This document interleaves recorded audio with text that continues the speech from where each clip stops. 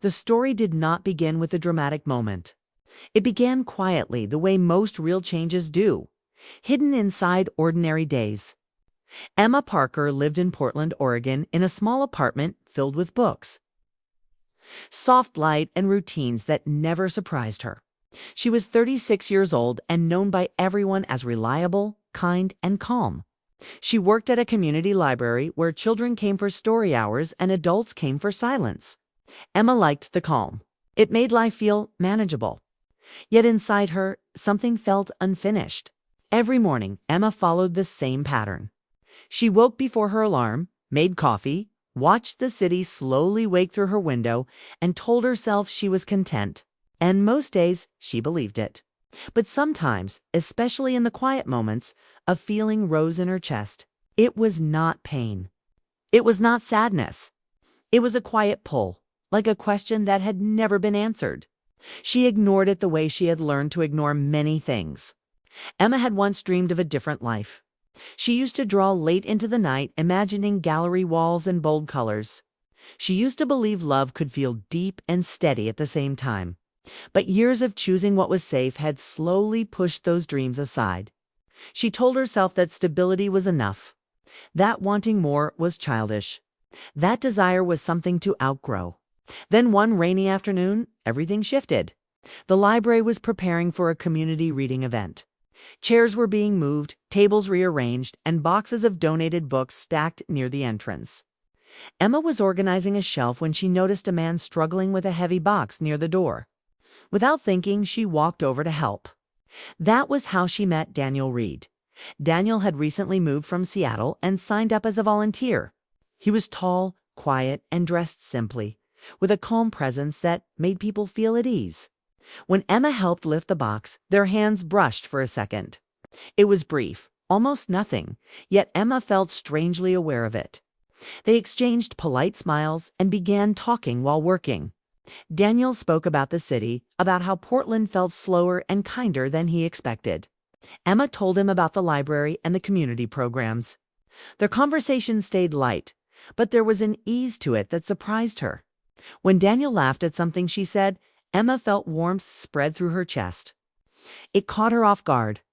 After that day, Daniel became a familiar presence. He volunteered regularly, helping with events, setting up chairs, and recommending books to visitors. Emma noticed how he listened more than he spoke. When he did speak, his words were thoughtful, never rushed. They began sharing short conversations that slowly grew longer. Coffee after events turned into walks through nearby streets. Rainy evenings became chances to talk beneath streetlights while the city hummed softly around them. Emma found herself looking forward to these moments more than she expected. Daniel asked questions that felt genuine. He wanted to know what she loved, not just what she did. Emma talked about books about helping people find stories that comforted them. She did not talk about the dreams she had set aside. Not yet. Daniel spoke about Seattle, but only in pieces. He mentioned leaving behind a job that paid well, but drained him. He never spoke badly of anyone, yet Emma sensed there was more he wasn't saying. As weeks passed, Emma became more aware of the quiet pull inside her. It grew stronger when Daniel was near. Not in a loud or overwhelming way. It felt steady, patient, and honest. It scared her because it felt real. She reminded herself to stay careful. One evening, after a long event, Emma and Daniel walked together toward the bus stop. The air was cool and the streets were calm. They stood in silence for a moment, watching cars pass. Daniel broke the silence. "Do you ever feel like you're doing everything right?" he said, "but something still feels off?" Emma felt her heart race. She looked at him, surprised by the question. "Yes," she said quietly, "all the time." Daniel nodded, as if he had expected that answer. "I think some people are good at surviving," he said, "but not everyone knows how to live honestly." The words stayed with Emma long after they parted ways. That night, she lay awake, staring at the ceiling. The quiet pull inside her felt stronger than ever. She thought about her choices, about how often she had chosen safety over truth. She wondered when she had learned to silence herself so completely. The next day, Emma noticed small changes in herself. She smiled more without meaning to. She paid closer attention to the world around her. She caught herself imagining conversations with Daniel, moments that had not yet happened. She told herself to stop, but desire does not disappear just because it is inconvenient. Days turned into weeks, and the connection between Emma and Daniel deepened naturally. They shared stories of childhood, favorite places, and moments they wished they could relive. Still, there were lines they did not cross. Both seemed careful, respectful, and aware of the weight emotions can carry. Emma admired that about him. One afternoon, Daniel asked if she would like to attend a small outdoor reading event across town. She hesitated for only a moment before agreeing. They spent the evening listening to local writers and sharing quiet comments. At one point, their shoulders touched as they sat on a bench. Neither moved away. Emma felt calm, not nervous. That scared her more than anything else. Later that night, walking home alone, she realized something important. The feeling she had been calling longing was not asking her to run away or break her life apart. It was asking her to pay attention, to stop pretending she felt nothing.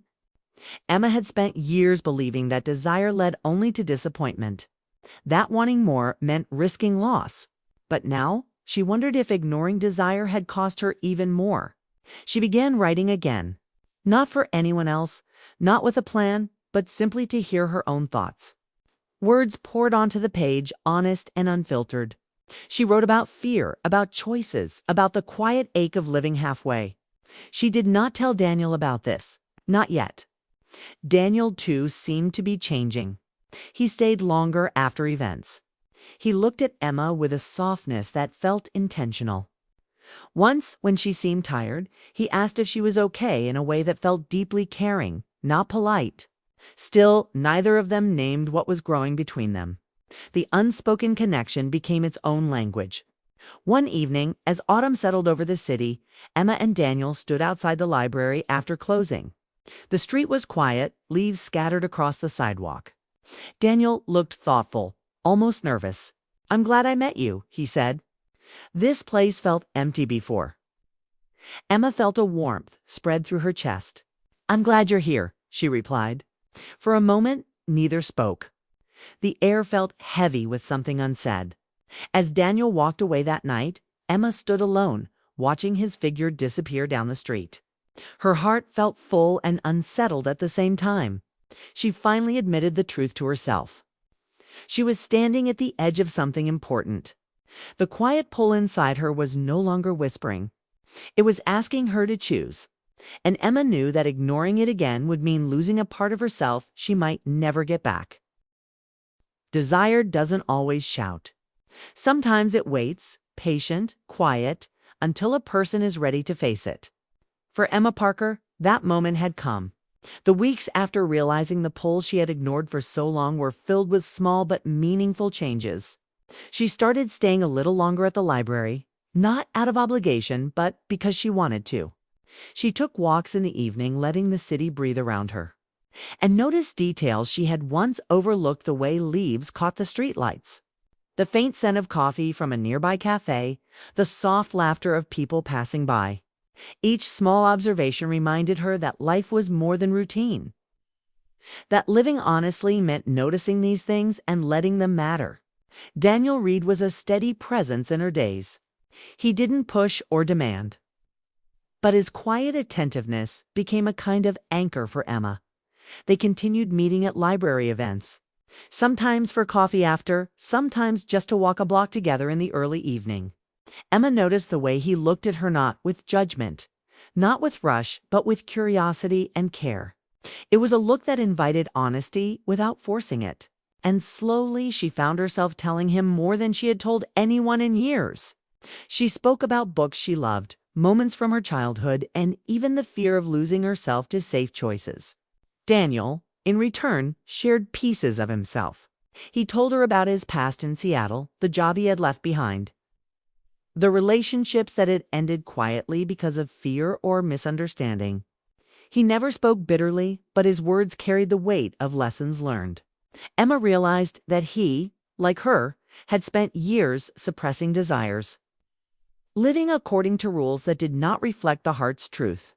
That realization made her feel closer to him, as if they were two travelers finally discovering a shared path.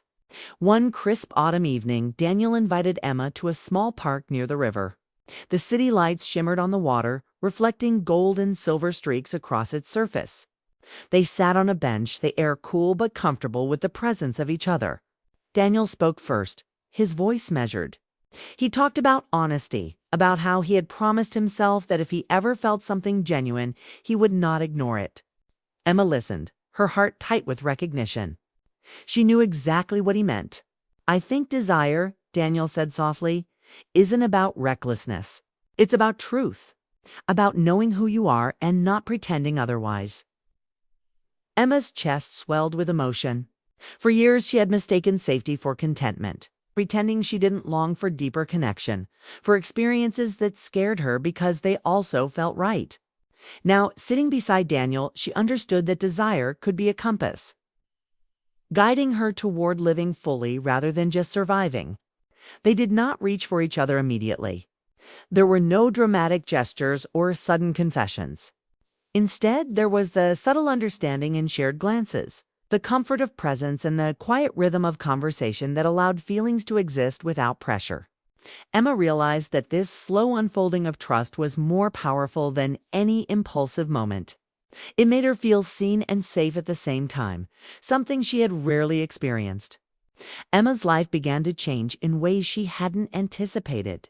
She applied to an art program she had once thought was impossible, a dream she had abandoned years ago. Daniel encouraged her, not as a savior, but as someone who believed in her courage. She began sketching again, filling her apartment with colors, shapes, and ideas she had left dormant. For the first time in years, she felt creative energy flowing freely, fueled not by fear or obligation, but by desire and honesty. Their connection deepened naturally. They spent evenings discussing their hopes, their fears, and the kind of life they wanted to build. Emma noticed how Daniel's quiet attentiveness never felt intrusive. He asked questions that invited reflection, not answers he already expected. They shared moments of silence that felt full rather than empty, as if simply being together validated the truth they were discovering in each other. Emma's heart was no longer tentative. She realized that listening to desire did not mean abandoning responsibility or careful planning. It meant recognizing what was important and giving it room to grow. In her case, it was honesty, creativity, and connection, the very things she had pushed aside for comfort. Daniel's presence became a mirror for her growth. He was patient, allowing their bond to strengthen without rushing it. When she doubted herself or feared failure, he reminded her gently that the right path is often the one that asks for courage.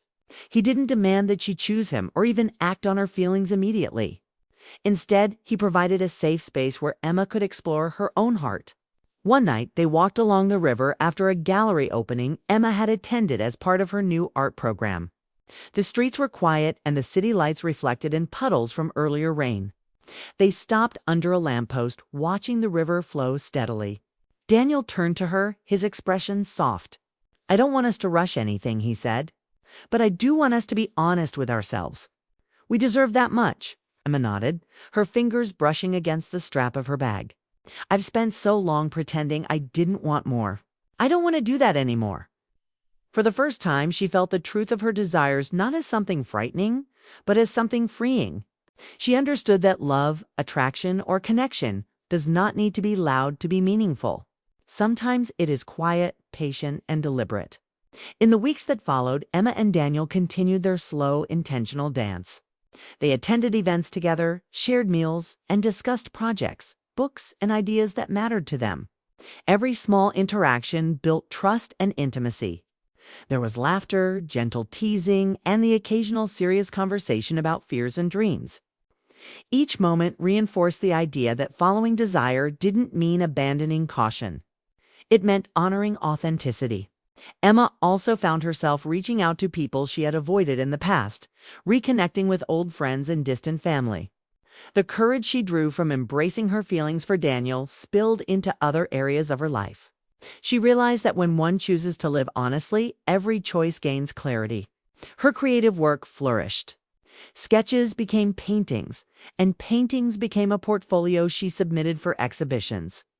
Daniel supported her quietly, attending openings and offering feedback only when asked. He celebrated her successes without overshadowing them, letting her achievements be hers alone. In turn, Emma encouraged Daniel to explore his own passions, whatever they might be, reminding him that life is richer when desires are honored. One evening, as autumn shifted toward winter, they sat in Emma's apartment, warm with candlelight. The city outside was calm, and snow began to fall softly. Daniel looked at her with a smile that was patient, steady, and full of quiet understanding. "I think desire," he said, "isn't about acting recklessly. It's about listening and responding to what's true. I'm glad we didn't ignore it." Emma felt a deep warmth in her chest. She realized that following what her desires needed had changed. Everything not through dramatic gestures or impulsive decisions, but through patience, honesty, and courage. She no longer feared longing. She embraced it. She understood that living fully meant giving herself permission to feel, to act, and to grow. And in doing so, she had found something she had never expected: a life filled with purpose, creativity, and connection. By choosing honesty over fear, Emma learned that desire was not a threat.